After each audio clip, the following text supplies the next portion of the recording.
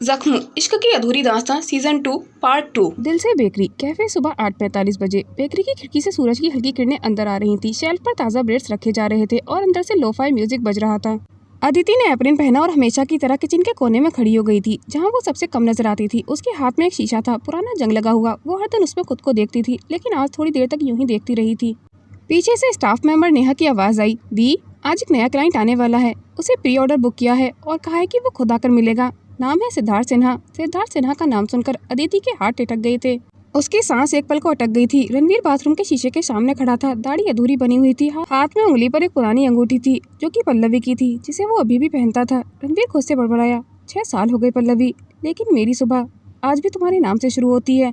दूसरी तरफ बेकरी का फ्रंट डेस्क। 9 बजे। सिद्धार्थ एक फॉर्मल डार्क ब्लू सूट में घड़ी देखते हुए खड़ा था। जैसे ही दरवाजा खुला, अदिति ट्रे लेकर अंदर आई। सिद्धार्थ ने एक झलक उसे देखा। उसकी आंखें ठिठक गई थी, सांसें जैसे अटक गई थी। उसके सामने खड़ी थी वही मुस्कान, वही आंखें, वही चेहरा, पल्लवी। अदिति की भी नजर सिद्धार्थ पर पड़ी। उसके भीतर कुछ टूटा नहीं, बल्कि जैसे कुछ जग गया था, कुछ ऐसा जिसने उसे बहुत गहराई में दफन किया था। सिद्धार्थ ने आहिस्ता से, पल्लवी भाभी। अदिति ने थोड़ा झिझक कर कहा, माफ कीजिए, मेरा नाम अदिति है। आप ऑर्डर के लिए आए हैं ना? सिद्धार्थ पीछे हट गया था। वो बेकाबू हो रहा था, पर खुद को थाम लिया था। सिद्धार्थ ने हड़बड़ाहट में कहा, हाँ, मैं ऑर्डर के लिए आया हूँ। सिद्धार्थ अभी भी अदिति को घूर रहा था, मानो उसके सामने कोई जादू घटा हो। अदिति ने ट्रे टेबल पर रख दी थी और चुपचाप बिल की स्लिप तैयार करने लगी। लगता है आपको अपनी पेस्ट्री से ज्यादा किसी के चेहरे में दिलचस्पी है। सिद्धार्थ हल्का सा चौंका, फिर मुस्कुराने की कोशिश की। नहीं, मेरा मतलब वो नहीं था, बस आप बिल्कुल किसी अपने जैसी लगती हैं। अदिति ने मुस्कुरा कर कहा, ये तो अच्छा है, कम से कम आप डर के तो नहीं भागे, जैसे कुछ लोग भूत को देखकर भाग जाते हैं। सिद्धार्थ ने धीरे से पास आकर कहा, माफ कीजिए, आप सच में पल्लवी भाभी जैसी लगती हैं। अदिति ने पलटकर उसकी ओर देखते हुए हल्की मुस्कान के साथ कहा, देखिए, आपने जो ऑर्डर किया था वो आपको दे चुकी हूँ। अब अगर कोई और चीज चाहिए तो मेन्यू बोर्ड उधर है। सिद्धार्थ कुछ कहने ही वाला था, लेकिन रुक गया था। बस वह अदिति को ही देखे जा रहा था। अदिति ने थोड़ी चुटकी लेते हुए थोड़े मजाकिया और तीखे लहजे में कहा, वैसे ये बताइए कि आपने कोई भूत देख लिया है या फिर मुझ जैसी सुंदर लड़की पहले कभी नहीं देखी? अदिति की बात सुनकर सिद्धार्थ थोड़ा हड़बड़ाया, नहीं, मेरा मतलब वो नहीं था, बस आप। अदिति ने बात काटते हुए कहा, अब हल्की सीरियस टोन में कहा, और सुनिए, ये भाभी भाभी कहकर रिश्तेदारी मत बनाइए, मैं सिर्फ अदिति हूँ, और जो नाम आप बार बार ले रहे हैं शायद वो किसी और की कहानी थी। सिद्धार्थ थोड़ा शांत होकर कहा, सॉरी, मैं शायद गलतफहमी हो गई थी। अदिति ने हाथ में बिल थमाते हुए मुस्कुरा कर कहा, तो ये लीजिए आपका बिल, और डिस्काउंट की उम्मीद मत कीजिएगा, आपका ये भाभी वाला कार्ड यहाँ कोई फायदा नहीं देने वाला। सिद्धार्थ उसकी बात सुनकर मुस्कुराया, हल्की गिलानी और हैरानी के साथ, आप बहुत अलग हैं। हमारी भाभी ऐसी नहीं थी। उसका अंदाज मजाकिया था, लेकिन सिद्धार्थ जानता था उस मुस्कान के पीछे कुछ था, कोई साया, कोई कहानी जो अब भी अनकही थी। सिद्धार्थ कुछ और कहने ही वाला था कि अदिति ने पहले ही कह दिया, देखिए, मैं समझ सकती हूँ कि कुछ चेहरे वक्त से नहीं मिटते, लेकिन मैं पल्लवी नहीं हूँ, और अगर आप केक के साथ कॉफी लेना चाहें तो बता दीजिए, वरना मुझे और भी ऑर्डर तैयार करने हैं। सिद्धार्थ एक गहरी सांस लेकर बोला, सिर्फ एक सवाल, क्या मैं कभी आपको दोबारा देख सकता हूँ? अदिति का चेहरा एक पल को ठहरा, फिर उसने कहा, अगर आपने अगला ऑर्डर टाइम पर दिया तो क्यों नहीं। उसने अपनी टोपी पहनी और फिर स्टाफ को कुछ निर्देश देती हुई अंदर चली गई थी। सिद्धार्थ वहीं खड़ा रह गया था। उसकी आंखें अब भी उसी जगह पर टिकी हुई थी जहाँ कुछ देर पहले अदिति खड़ी हुई थी। सिद्धार्थ ने जल्दी से पेमेंट किया, लेकिन जाते जाते एक बार फिर मुड़कर देखा, और अदिति वो फिर से अपने काम में लग गई थी, जैसे कुछ हुआ ही ना हो। लेकिन उसके चेहरे पर हल्की सी बेचैनी थी, जैसे कोई भूली हुई तस्वीर दोबारा आंखों के सामने आ गई हो। सिद्धार्थ ड्राइव कर रहा था, लेकिन उसकी नजरें बार बार रिव्यू मिरर में देखी जा रही थीं, मानो पीछे छूटती किसी परछाई को पकड़ना चाहता हो। सिद्धार्थ की कार आकर पोर्च में रुकी। उसके हाथ में बेकरी के पैकेट्स थे, लेकिन चेहरा अब भी उलझा हुआ था।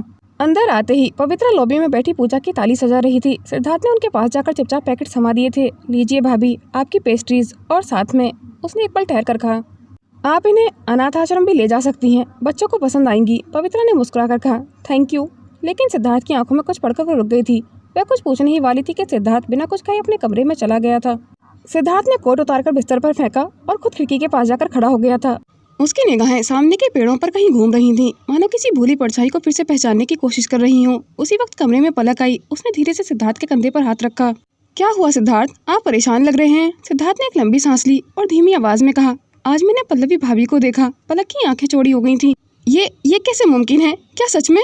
तो फिर आप उन्हें घर वापस क्यों नहीं लाए? सिद्धार्थ पलटा, उसकी आवाज में उलझन थी। क्योंकि वो पल्लवी भाभी नहीं है पलक, वो कह रही थी उनका नाम अदिति है, और जिस अंदाज में उन्होंने बात की वो हमारी पल्लवी भाभी जैसी बिल्कुल भी नहीं थी। वो कुछ पल के लिए चुप हो गया था, लेकिन उनकी आंखें, उनका चेहरा, एक सेकंड को ऐसा लगा जैसे वक्त रुक गया हो, जैसे कोई अधूरा सपना फिर से आंखों के सामने जिंदा हो गया हो। पलक ने थोड़ा चिंतित होकर कहा, पर सिद्धार्थ, अगर वो वाकई भाभी हैं तो उन्हें यहाँ होना चाहिए। क्या आपने रणवीर भैया को बताया? सिद्धार्थ ने सिहलाया, नहीं, अभी नहीं। मैं नहीं चाहता कि फिर से कोई गलतफहमी हो या दिल टूटे जब तक मुझे यकीन न हो जाए कि वो पल्लवी भाभी ही हैं। मैं रणवीर भैया को कुछ नहीं बताऊंगा। कमरे में एक चुप्पी छा गई थी। खिड़की के बाहर हवा धीरे धीरे चल रही थी, जैसे कोई पुरानी कहानी फिर से उठने को हो। और इस बार सब कुछ वैसा नहीं रहेगा जैसे पीछे छूट गया था। दूसरी ओर अदिति ने टोपी उतारी, बालों को झटका और फिर आईने में खुद को देखा। उसकी मुस्कान अब गायब थी। चेहरा शांत था लेकिन आंखों में कुछ था, पुराना, गहरा और अधूरा। स्टाफ मेंबर नेहा ने कहा, अदिति दी, आप ठीक तो हो ना? आज तो आपने उस कस्टमर को देखकर जैसे दुनिया ही बदल दी थी। अदिति ने हल्की हंसी के साथ कहा, लेकिन उसकी नजरें नीचे थीं। कभी कभी कुछ चेहरे पुराने पन्ने खोल देते हैं जिनके बारे में हम सोचना भी नहीं चाहते। नेहा ने मजाक के लहजे में कहा। वो आदमी बार बार आपको देख रहा था, जैसे कुछ पहचानना चाहता हो। कोई एक्स तो नहीं था आपका? अदिति ने थोड़ा सख्त होकर कहा, नहीं, और फिर से पेस्ट्रीज बनाने में लग चुकी थी। शाम के करीब 7 बज रहे थे। गर्मी की हवा में हल्की नमी थी, जैसे कुछ कहने को रुकी हो। सड़कों पर गाड़ियों की आवाज आई थी, लेकिन एक मोड़ पर वीरान सी सड़क पर एक बेकरी का शटर बंद हो रहा था। अदिति हल्के रंग का कुर्ता पहने अपनी पुरानी स्कूटी स्टार्ट कर रही थी। चेहरा थोड़ा थका हुआ था, लेकिन उसकी आंखों में वो तेज था जो रोज की जद्दोजहद में बुझा नहीं था। उधर रणवीर एक काली एसयूवी में था। मोबाइल कॉल कट करके वो ड्राइव पर ध्यान देने ही वाला था कि सामने तेज स्कूटी आई और हल्की सी टक्कर हो गई थी। स्कूटी का संतुलन बिगड़ा और अदिति गिर पड़ी थी। ओए! अदिति चिल्लाते हुए उठी। कोहनी पर हल्की खरोंच थी, लेकिन गुस्सा उससे भी ज्यादा तेज था। देखकर चलाना नहीं आता क्या, या आंखें घर छोड़कर आए हो? वो अपनी स्कूटी से उठाती हुई पलटी और पहली बार उसकी नजर रणवीर से मिली। उसने गुस्से में उसकी ओर देखा और रणवीर, अदिति का चेहरा देखकर उसके होश उड़ गए थे। उसका दिल जैसे धड़कना ही भूल गया था। उसकी आंखें चौड़ी हो गई थी, हाथ अभी भी स्टीयरिंग पर थे, लेकिन वो गाड़ी से भी उतरना भूल गया था। पल्लवी! आवाज जैसे गले में ही अटक गई थी। अदिति पल भर को सन रही, जैसे उसे समझ नहीं आया कि यह अजनबी उसे किस नाम से पुकार गया था। रणवीर ने खुद को संभाला और झट से कार से बाहर आया। एक्सक्यूज मी, वो तीखे स्वर में बोली, लेकिन रणवीर की आंखें अभी उसी के चेहरे पर जमी हुई थी। वो चेहरा जिसे उसने सालों पहले खो दिया था, वही आंखें, वही नाक, वही जिद। पल्लवी, ये तुम हो ना? कैसे? वो लड़खड़ाता हुआ उसके पास आया। अदिति एक कदम पीछे हटी। दूर रहो, मैं तुम्हें जानती तक नहीं। पर रणवीर की आंखों में एक ही बात घूम रही थी, तुम कहीं नहीं गई थी, तुम यहीं थी मेरे सामने, और मैं तुम्हें ढूंढ नहीं पाया। अदिति पीछे हट चुकी थी। उसके माथे पर सलवटें थीं, आंखों में सतर्कता और दिल में उलझन। मैं तुम्हें नहीं जानती, ठीक है? और कौन हो तुम? रणवीर की आंखें अभी भी उससे नहीं हटी थीं। वो धीमे धीमे उसके पास आया। उसकी चाल उतनी ठहरी हुई नहीं थी, जैसे हर कदम के साथ कोई याद टूट रही हो। अदिति कुछ पल तक खामोश रही, फिर गहरी सांस लेकर बोली, देखो, तुम्हारी पल्लवी जो भी थी, मैं वो नहीं हूँ। लेकिन उसकी आवाज में एक नमी थी, जैसे कुछ सालों पहले का कोई वादा अब भी दिल के किसी कोने में धड़क रहा हो। रणवीर की नजर उसके बाएं कंधे पर गई, जहाँ हल्का सा नीला निशान था। उस नीले निशान को देखकर रणवीर एक पल के लिए ठिठक गया था। उसकी आवाज बहुत धीमी थी, लेकिन उसमें कुछ ऐसा था जो सीधा दिल में उतरता था या चुभता था। तुम चाहे कितनी भी बार कहो, पर ये निशान झूठ नहीं बोलते। अदिति ने फौरन दुपट्टा ठीक किया, जैसे उस निशान को छुपाना चाहती हो। ये कोई सबूत नहीं, वो बड़बड़ाई। कई लोगों को चोट लगती है सेम जगह पर सबकी चोटें मेरे दिल की धड़कनों से मेल नहीं खाती। रणवीर ने 2 कदम पास आते हुए कहा। अदिति अब सचमुच असहज हो गई थी। मैं कह चुकी हूँ, मैं पल्लवी नहीं हूँ, और तुम मुझे किसी और से मिलाकर अपना टाइम वेस्ट कर रहे हो। मिस्टर, एक तो मुझे चोट पहुंचा दी, ऊपर से सॉरी भी नहीं बोला। रणवीर की आवाज अब सख्त होने लगी थी। बस करो पल्लवी, मैंने तुम्हें मरते नहीं देखा। मैं हर रोज जीता था, क्योंकि कहीं ना कहीं मुझे लगता था कि तुम कहीं हो, और आज तुम मेरे सामने खड़ी हो तो कह रही हो कि मैं गलत हूँ। रणवीर की बातें सुनकर अदिति ने घबरा कर पीछे हटना चाहा, लेकिन रणवीर ने उसका रास्ता रोक लिया था। कोई जबरदस्ती नहीं थी, लेकिन उसकी मौजूदगी भारी थी। तुम जानती हो ना, मैं कोई आम इंसान नहीं हूँ। जब मैंने किसी चीज को अपनी जिंदगी का कहा है तो उसे यूं ही नहीं जाने दे सकता। उसका चेहरा अब सख्त हो चुका था। आंखों में वो जुनून जो कभी व्यापार की दुनिया में तूफान लाया करता था, अब अदिति पर ठहरा था। अगर तुम पल्लवी नहीं भी हो। पल्लवी ने उसकी बात बीच में ही काटते हुए कहा, देखो मिस्टर, तुम जैसे लड़कों को मैं अच्छे से जानती हूँ। ये गाड़ी और कपड़ों को रेंट पर लेकर हीरो बनते हो। और हाँ, एक बात अपने दिमाग में अच्छे से बैठा लो कि मैं पल्लवी नहीं हूँ, जिसे देखो सुबह से पल्लवी नाम का राग अलाप रखा है। वह खुद से बुदबुदाई। रणवीर ने हैरानी से उसे देखा। तुम मुझे नहीं जानती? अदिति ने उसे घूरते हुए कहा। क्यों, तुम किसी मूवी के हीरो हो जिसे मैंने पहचाना नहीं? देखो मिस्टर, मेरा टाइम वेस्ट मत करो। रणवीर ने थोड़ी देर उसे गौर से देखा, फिर मुस्कुराया। वाह, इतना एटीट्यूड, तुम तो पक्की दिल्ली वाली लगती हो। अदिति ने आंखें सिकोड़ते हुए जवाब दिया। और तुम वही टाइप के लड़के हो जो ट्रू स्टेट देखकर सोच लेते हैं कि लड़की पड़ जाएगी, लेकिन तुम्हारी एज भी ये सब हरकतें करने वाली नहीं है, समझी? रणवीर ने अपना हाथ जेब में डालते हुए थोड़ा तल्ख लहजे में कहा। बस करो पल्लवी, बहुत हो गया मजाक, अब मेरे साथ घर चलो। अदिति ने हैरानी से उसे देखा। देखो मिस्टर, तुम जो भी हो, मुझसे दूर रहो, और मैं किसी पल्लवी को नहीं जानती, तो please stay away from me. इतना कहकर उसने अपनी स्कूटी उठाई और तेजी से रणवीर के सामने से निकल गई थी। जिसे देखो पल्लवी पल्लवी कर रहा है, वो स्कूटी तेज चलाते हुए बुदबुदाई जा रही थी। शायद उस पल्लवी को कोई ढूंढना चाहता था, पर मैं उसके होठ बीच गए थे, जैसे अपनी ही सोच को झटका देना चाहती हो। रास्ते के मोड़ पर आते ही स्कूटी थोड़ी स्लो की। ऐसे लड़कों को ना मैं अच्छे से जानती हूँ, उसने खुद से कहा। ये गाड़ी, कपड़े, घड़ी, सब किराए की जिंदगी जीते हैं और फिर कहते हैं तुम मेरी सब कुछ हो। उसकी आंखों में गुस्सा था, लेकिन पीछे कोई थकान भी थी। एक छोटा बच्चा सड़क पार कर रहा था। अदिति ने स्कूटी ब्रेक पर रोक दी थी। वो मुस्कुरा दी थी, पहली बार दिन भर में, लेकिन वो मुस्कान बस 1 सेकंड की थी। फिर वो चेहरा सख्त हो गया था। उसने स्कूटी फिर से स्टार्ट की, लेकिन इस बार उसकी आंखें थोड़ी धुंधली थी। मुझे फर्क नहीं पड़ता, मैं पल्लवी नहीं हूँ, उसने जैसे खुद को यकीन दिलाने को दोहराया। रणवीर जो अब तक बस वहीं खड़ा था, अदिति को जाते देख रहा था। उसने झट से अपने कोट से फोन निकाला और डिटेक्टिव को ऑर्डर दिया। आज के आज ही मैंने तुम्हें फोटो भेजा है। मुझे इस स्कूटी ओनर का नाम और उसका एड्रेस चाहिए। फोन बंद करते ही रणवीर की आंखों में एक अलग ही चमक थी, जैसे उसे कोई सुराग मिल गया हो। उसकी उंगलियां कोट की जेब पे हल्के से कांपी, पर चेहरा पूरी तरह स्थिर था। तुम पल्लवी नहीं हो, वो धीमे से बुदबुदाया, पर तुम्हारी आंखें कुछ छुपा रही थीं और मैं जानना चाहता हूँ कि क्या। मैं देखता हूँ पल्लवी, तुम कब तक इस सच्चाई को मानने से मना करती हो।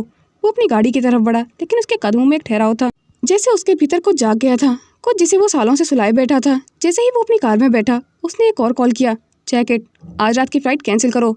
दूसरी तरफ से भी हैरानी भरी आवाज़ आई, sir meetings, don't argue. Ranveer ने ठंडी आवाज़ में कहा, आज की रात मैं किसी और मिशन पर हूँ। उसने गाड़ी स्टार्ट की और उसी रास्ते पर बढ़ा जहाँ अदिति निकली थी। वो जानता था कि ये कोई आम टकराव नहीं था। उसकी आदत थी लोगों को पढ़ने की, और अदिति की आंखें किताब जैसी नहीं थी, वो एक बंद डायरी जैसी थी जिसमें कुछ अधूरे पन्ने थे। अब देखो मिस अदिति, तुम्हारे राज, तुम्हारी पढ़तें और वो मुस्कान, मैं सब समझना चाहता हूँ, और जब मैं जानना चाहता हूँ तो मुझे कोई रोक नहीं सकता। दूसरी तरफ अदिति घर पहुंची। स्कूटी की आवाज़ सुनते ही यहाँ दौड़ता हुआ बाहर आया छोटा नन्हा बच्चा, करीब 5 साल का। उसके चेहरे पर वही मासूम मुस्कान थी जो दुनिया की सारी थकान मिटा दे। मम्मा, वो चिल्लाया, और अदिति ने झट से स्कूटी रोकी। उसका चेहरा थक चुका था, आंखें अब भी थोड़ी धुंधली थीं, लेकिन अंश को देखते ही उसके होठों पर फिर से वही 1 सेकंड की मुस्कान आई, लेकिन इस बार थोड़ी लंबी थी। ओ मेरा चैंपियन, अदिति ने खुद को संभालते हुए उसे गोद में उठाया। आज लेट हो गई मम्मा, अंश ने पूछा। हाँ, क्योंकि किसी ने मुझसे वादा किया था कि आज वो अपना होमवर्क पूरा करेगा, अदिति ने उसकी नाक छूते हुए कहा। वो दोनों अंदर चले गए थे। मिसेस सहगल जो दरवाजे पर ही उसका इंतजार कर रही थीं, उन्होंने अदिति को परेशान निगाहों को देखा और थोड़ी चिंता जताते हुए कहा, अदिति आज आप इतना लेट कैसे हो गई? हमें चिंता हो रही थी आपकी। अदिति ने दरवाजा बंद किया और पल भर को वहीं दीवार से टिक गई थी। उसके चेहरे का रंग उतर गया था। कुछ नहीं मम्मी, थोड़ा ट्रैफिक था रास्ते में, आप परेशान ना हुआ करें, आपकी बेटी बहुत स्ट्रॉन्ग है। दूसरी ओर रणवीर अभी कार में बैठा हुआ था। उसके फोन की स्क्रीन पर डिटेक्टिव का कॉल आया। सर, स्कूटी की डिटेल्स मिल गई हैं। रजिस्ट्रेशन अदिति सहगल के नाम पर है। पता थोड़ा पुराना है, लेकिन कोशिश कर रहे हैं अपडेट करने की। रणवीर ने स्टीयरिंग व्हील कसकर पकड़ा। अदिति सहगल, तुमसे दोबारा मिलना बहुत ही इंटरेस्टिंग होगा। रणवीर ने फोन काटा और गाड़ी स्टार्ट की। शहर की रोशनी में भी उसकी आंखों में एक अजीब सा अंधेरा था। अदिति सहगल या फिर पल्लवी, इतने सालों बाद ये नाम फिर से सुना है। तुम्हें यूँ देखना सिर्फ इत्तेफाक तो नहीं हो सकता, वह बुदबुदाया। घर पहुंचते ही दरवाजा खुला और एक नन्ही सी लड़की दौड़ती हुई बाहर आई। आरू, उसकी आंखों में बेसब्री और प्यार दोनों झलक रहे थे। डैडी, आप इतने लेट क्यों हो गए? मैं आपका वेट कर रही थी। रणवीर ने मुस्कुराने की कोशिश की और झुककर उसे अपनी बाहों में भर लिया था। सॉरी प्रिंसेस, थोड़ा जरूरी काम था। आपने खाना खाया? मैंने आपके लिए ड्राइंग भी बनाई है डैडी। चलो पहले खाना खा लेते हैं, फिर मुझे तुम्हारी ड्राइंग भी देखनी है। रणवीर ने आरू को गोदी में उठाया और अंदर चला गया था। रात को जब आरू सो चुकी थी, रणवीर अपने स्टडी रूम में बैठा लैपटॉप खोला और अदिति सहगल नाम टाइप किया। कुछ सेकंड में स्क्रीन पर उसकी पुरानी तस्वीरें और एक कॉलेज की रिपोर्ट सामने आ गई थी। आर्किटेक्ट टॉपर थी, फिर अचानक गायब कैसे हो गई? तभी डिटेक्टिव का अगला मैसेज आया। सर, अदिति ने कुछ साल पहले एक क्लिनिक में भी काम किया था, पर वहाँ से भी ट्रेस गायब हो गया है, लेकिन एक पुराना एड्रेस मिला है, मॉडल टाउन एरिया। रणवीर ने स्क्रीन को देखा, फिर एक फोटो पर नजर टिक गई थी जिसमें अदिति एक छोटे बच्चे को गोद में लिए मुस्कुरा रही थी। उसका दिल एक पल के लिए रुक सा गया था। ये बच्चा, ये तो उसके हाथ से कॉफी का कप गिर गया था। नहीं, यह मुमकिन नहीं पल्लवी। रणवीर अपनी ही उलझनों में उलझा हुआ था। वह पल्लवी के बदले हुए बिहेवियर के बारे में सोच रहा था। आखिर पल्लवी इन 6 सालों में इतना कैसे बदल सकती है? उसने मुझे पहचानने से मना क्यों किया? क्या आज भी वो मुझसे नाराज है? पर उसने आरू के बारे में भी तो नहीं पूछा। क्या वह सच में पल्लवी नहीं है? देर रात तक रणवीर की आंखों से नींद कोसों दूर थी। स्टडी रूम की हल्की सी रोशनी में उसका चेहरा थका हुआ नहीं, बल्कि उलझा हुआ लग रहा था। कंप्यूटर स्क्रीन पर अब भी अदिति की तस्वीर थी, या यूं कहें कि पल्लवी की। उसने एक लंबा सांस लिया और ड्रॉअर से एक पुरानी डायरी निकाली जिसके पन्ने सालों से बंद पड़े थे। उसने एक पेज पलटा और वहीं चिपकी हुई एक पुरानी फोटो पर उसकी नजर अटक गई थी। पल्लवी की तस्वीर, वही मासूम मुस्कान, वही आंखें, लेकिन आज की अदिति की आंखों में वो मासूमियत नहीं, एक दीवार थी। क्यों किया तुमने ऐसा पल्लवी? रणवीर फुसफुसाया। 6 साल, इतने सालों तक कुछ भी नहीं बताया, और आज यूं जैसे अजनबी। उसने फिर से उस तस्वीर को देखा जिसमें अदिति एक बच्चे को गोद में लिए हुए थी। क्या क्या ये बच्चा? उसके गले से शब्द नहीं निकले थे। दिल जैसे भारी हो चला था। रणवीर ने तुरंत अपना फोन उठाया, डिटेक्टिव को कॉल लगाया। मुझे सुबह तक इस लड़की का एड्रेस चाहिए। उसकी आवाज में कपकपाहट थी, पर लहजा सख्त था, जैसे अब सब्र की हदें पार हो चुकी थी। जो भी करना है कल तक नहीं, आज ही रात में करो। सर लेकिन, कोई लेकिन नहीं, मुझे आज के आज ही सारी इन्फॉर्मेशन चाहिए।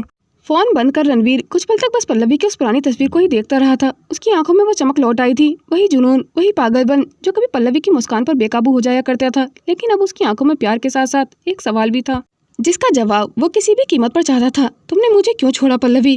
किस गुनाह की सजा दी थी मुझे? और ये बच्चा, क्या वो मेरा? रणवीर उठ खड़ा हुआ था। उसने अपनी जेब से लॉकेट को निकाला जिसे वो हमेशा अपनी शर्ट के नीचे पहना रखता था। मैं भूल नहीं सकता और शायद अब माफ़ भी नहीं कर सकता जब तक सच्चाई न जान लूँ। उसने लॉकेट कसकर बंद किया और अपनी गाड़ी की चाबी उठाई, कमरे की लाइट बुझाई, लेकिन दिल में जो सवाल जल रहा था वो और भी तेज़ हो गया था। तुमने मेरी ज़िंदगी छोड़ी थी पल्लवी।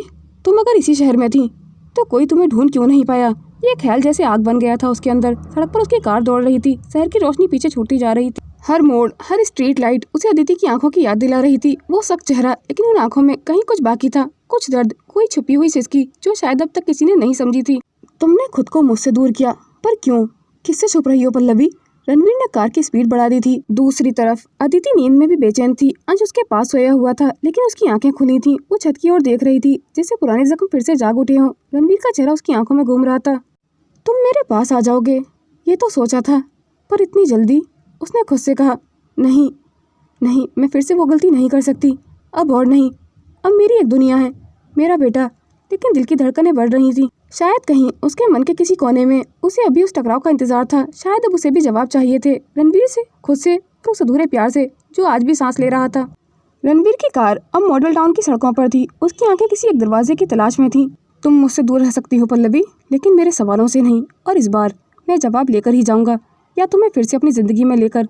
अगली सुबह अदिति की आंखें अभी रात की बेचैनी से बोझिल थीं। मिसेस सहगल ने चाय टेबल पर रख दी थी और कुछ कहने ही वाली थी कि अंश दौड़ता हुआ आया। मम्मा, आज आप मुझे स्कूल छोड़ने आओगी ना? अदिति उसके बालों में उंगलियां फेरते हुए मुस्कुरा दी थी। हाँ चैंपियन, तुम्हारी मम्मा कहीं नहीं जाएगी आज वो तुम्हारे साथ ही रहेंगी।